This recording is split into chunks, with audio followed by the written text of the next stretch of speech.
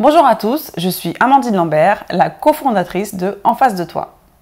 Dans ce nouvel épisode, aujourd'hui, on va parler de positivité, d'estime de soi et le fait de s'accepter.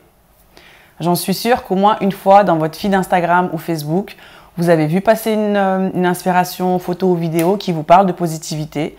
Donc nous, comme d'habitude, on a voulu échanger, discuter et le faire en face à face.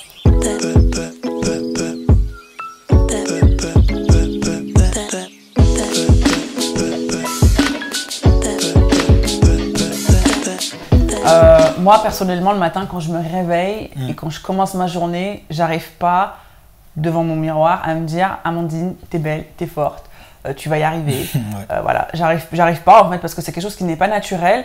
Et aujourd'hui, on nous apprend à le faire. Est-ce que tu penses que c'est faisable? Est-ce que tu penses que c'est possible? C'est possible de le faire. Après, la question la plus importante, c'est pourquoi on doit le faire. Je pense que de tout ce qu'on écoute, toutes les vidéos qu'on regarde sur Instagram, je pense qu'il manque un truc. Oui, on écoute des belles paroles, oui, on écoute des beaux témoignages, mais au fait, pour moi en tout cas, tous les messages des positivités, toutes les vidéos, au fait, je me dis, ça c'est une expérience d'une personne. La personne en train de partager son vécu à lui, comment il a réussi à surmonter une peur, une épreuve, et ça c'était son processus, son rituel d'arriver à. Donc peut-être que c'est pas applicable à moi en fait. C'est pas forcément applicable à soi parce que on n'est pas dans les mêmes conditions, on n'exerce pas les mêmes tâches. Tu vas pas demander un rituel de positivité, par exemple, d'un artiste qui se réveille tous les matins, qui lui directionne, qui lui choisit ce qu'il va faire de sa journée versus une personne qui doit se réveiller à 5 heures du matin, préparer sa fille, faire ceci, faire cela. Je pense que ça ne devrait pas s'appliquer, en tout cas tout ce qu'on écoute ne devrait pas s'appliquer sur tout le monde. Et c'est ça aussi, tu vois, aujourd'hui on est un peu trop dans la surconsommation de ce qu'on écoute. Et au final, tu écoutes tellement de trucs, tu te dis... je vais essayer tel livre pendant 3-4 jours, tu vois pas de résultat, tu laisses, tu tombes sur un autre. Et voilà quoi. The Way Out, ça se termine un peu mal parce que moi, en tout cas, de mon expérience, je me rappelle, je lisais. C'était un livre sur. Je crois que c'était How to Make Money ou How to. Comment se faire des amis, ce genre de livre de Napoléon Hill. En fait, au début, tu as un processus, tu suis, où tu te dis, ouais, je vais le faire. Mais après, il suffit qu'il arrive un truc dans ta vie, que ce soit professionnel ou quoi, bah, tu te déconnectes un peu et tu as un peu du mal à repartir. Donc, c'est beaucoup de discipline à être positif. Mais ça se fait, il y a des gens qui le font. Ouais, parce que du coup, je me dis, il y a des masterclass quand même qui existent. Comment ça se fait qu'il y a autant de personnes qui y participent? Et en fait... qu'est-ce que ça leur rapporte? Parce qu'au final, de faire une masterclass sur des femmes qui sont entrepreneurs, le public, ça ne sera pas forcément que des femmes entrepreneuses, tu vois, ça sera des femmes lambda de la vie de tous les jours. En fait, qu'est-ce que ça va leur apporter au final d'écouter une femme qui a monté son business, qui a galéré, qui a trimé et qui maintenant est au sommet? Après, je pense que de toutes les masterclass qui se passent maintenant, que ce soit dans l'entrepreneuriat, que ce soit dans tout ce que tu veux, il y a une catégorie des gens qui sont vraiment destinés à être ce jour-là, à écouter ces messages-là, et il y a d'autres personnes, au fait, qui ne sont pas prêts déjà, parce que comme on a dit, ils sont dans une situation personnelle de leur vie qui fait que, en fait, c'est pas le moment. Et nous tous, au fait, on n'a pas la même... période d'évolution. Il y a certaines personnes qui ont essayé tellement des choses, alors que nous, on est encore dans une étape où on vient de finir l'école, on commence à travailler. Alors que quand tu écoutes une personne ou quand tu participes à une masterclass d'une personne qui, elle, a déjà eu 10 années d'expérience de professionnel et quelques années encore d'entrepreneuriat, bah, cette personne-là, tu vois, a une expérience déjà de ce qu'elle va dire, en tout cas, ça va être par rapport à son vécu. Bah oui.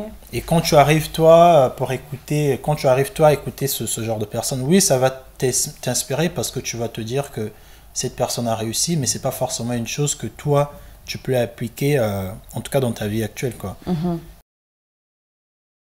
Moi, j'ai une question à te poser, Amandine, pour toi qui es une entrepreneur, une artiste.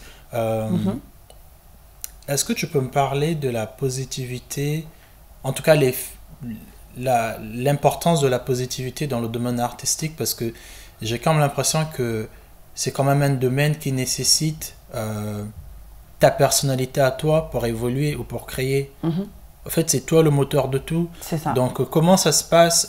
Est-ce que ça suffit d'être soit positive, ou est-ce que tu as aussi besoin d'être entouré des énergies positives, des personnes positives? Et est-ce que c'est souvent le cas? Alors, bien sûr que tu as besoin d'être positive, parce que si tu n'es pas positive, ton business ne fonctionnera pas. Sachant que quand tu démarres quelque chose, c'est difficile parce que tu ne sais pas forcément où tu vas, tu ne sais pas forcément ce que tu vas trouver, les résultats que tu vas avoir. Donc, tu es obligé d'être positive. Voilà, ça c'est la base. Après, il faut s'entourer de personnes positives. Il faut te faire une bulle de positivité parce qu'en fait, c'est ça qui va te donner la force et l'envie de continuer et d'aller plus loin. En tout cas, moi, pour ma part, c'est ce que j'ai fait. J'ai essayé en tout cas de regrouper des personnes qui étaient positives à mon égard, à ce que je faisais, à mon projet. Et en fait, ça me poussait et ça me donnait envie d'aller chercher encore plus loin, même si c'était très dur. Même si parfois j'avais envie de laisser tomber, de lâcher l'affaire parce que c'était chaud quoi. Et la positivité n'est pas toujours présente dans le domaine artistique, créatif, ça il faut se le dire, tout simplement parce qu'il y a une notion de jalousie, il y a une notion de je veux pas qu'elle y arrive alors que moi je n'y arrive pas, d'accord? Donc, c'est vrai que la positivité n'est pas présente partout. Donc après ça, il faut le savoir, il faut faire avec, il faut vivre avec, mais il faut essayer un maximum de se rassurer, d'avoir confiance en soi et d'essayer de faire en sorte, quand ça ne va pas, de parler à des personnes qui vont te rebooster et qui vont te faire aller de l'avant. Et en tout cas, moi, c'est ce que j'ai fait. Parce que très souvent, j'ai perdu un peu espoir, j'ai perdu un peu foi quand il y avait des choses qui n'allaient pas, quand je rencontrais des embûches, quand j'avais des petits soucis.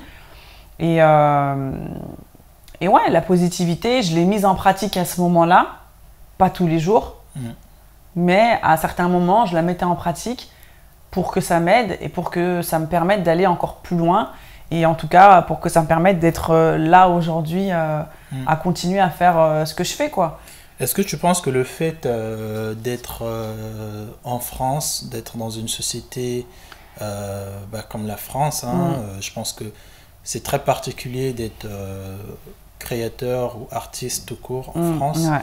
Est-ce que tu penses que la société française a une influence sur la manière qu'on exécute des trucs, sur la manière qu'on est créative? Ah, mais tout à fait, tout à fait. Moi, je sais qu'au départ, quand j'ai voulu créer ma marque de vêtements, donc j'ai fait des recherches, vraiment pour être honnête, vraiment transparente. Moi, j'ai été au Pôle emploi, par exemple, et j'en ai parlé à ma conseillère qui m'a clairement dit en fait, ce que vous voulez faire, est-ce que vous pensez que ça va marcher? Enfin, en fait, elle m'a montré en fait tous les aspects un peu négatifs et elle ne m'a pas poussée, elle ne m'a pas rassurée, elle ne m'a pas donné l'envie de continuer, elle m'a plutôt fait peur, elle m'a plutôt dit franchement moi je vous conseille, faites ça comme un loisir, mais ne vous lancez pas vraiment dedans à 100% quoi.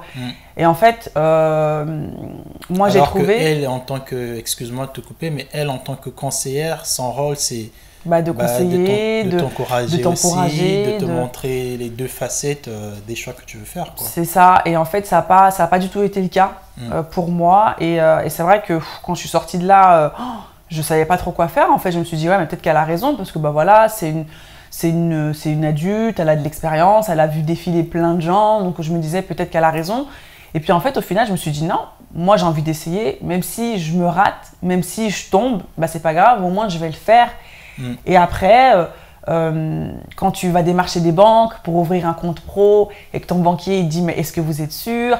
Mais en fait, quand en fait, quand tu es dans le domaine artistique et que toi, tu marches par la créativité, toi, tu marches par l'amour de ce que tu fais, et qu'en fait, en face, en tout cas en France, en face, c'est beaucoup de l'administratif, c'est beaucoup des papiers, c'est beaucoup des résultats de compte, c'est beaucoup des tableaux prévisionnels. Et en fait, quand toi, tu démarres, en fait, tu connais pas tout ça. Tu te dis, mais attends, non, moi, j'ai juste envie de créer, moi, j'ai juste envie de coudre et j'ai juste envie de faire, quoi. Donc, c'est vrai que le système français, pour ma part, il ne m'a pas du tout poussé à créer, même pour le statut d'auto-entrepreneur. J'ai fait énormément de réunions, j'ai mon statut d'auto-entrepreneur, mais la réunion que j'ai faite, tout ce qu'on nous disait, pour moi, mais c'était une montagne d'informations. Et au final, quand je suis rentrée chez moi, je me suis dit, mais putain, mais attends, le mec, il m'a parlé de ça, mais en fait, je comprends rien, quoi. Donc, c'est vrai que je vais faire un peu le parallèle de ce que je vois, après peut-être que c'est faux, hein, mais de ce que je vois, par exemple, outre-Atlantique, aux États-Unis, par exemple, ou même à l'école, où on va pousser les enfants, où on va vraiment, dès qu'on sent qu'ils ont un petit truc artistique, et ben on va les pousser dedans. Ici, en tout cas en France, c'est pas trop ça. Ici en France, c'est tu veux faire un truc, on va déjà te parler des dangers, on va déjà te parler des difficultés avant de te dire mais ouais, c'est trop bien, vas-y, vas-y, vas-y. Donc après, peut-être que cette façon de faire, et je sais pas, peut-être que parce que je suis une femme, parce que j'ai un certain âge, et parce que je sais pas, peut-être là où j'habite, je sais pas, d'être entrepreneur et d'être créateur, peut-être que je sais pas, c'est pas la tendance, ou je sais pas quels sont les facteurs qui font que on te pousse pas et on t'aide pas, en tout cas à entreprendre.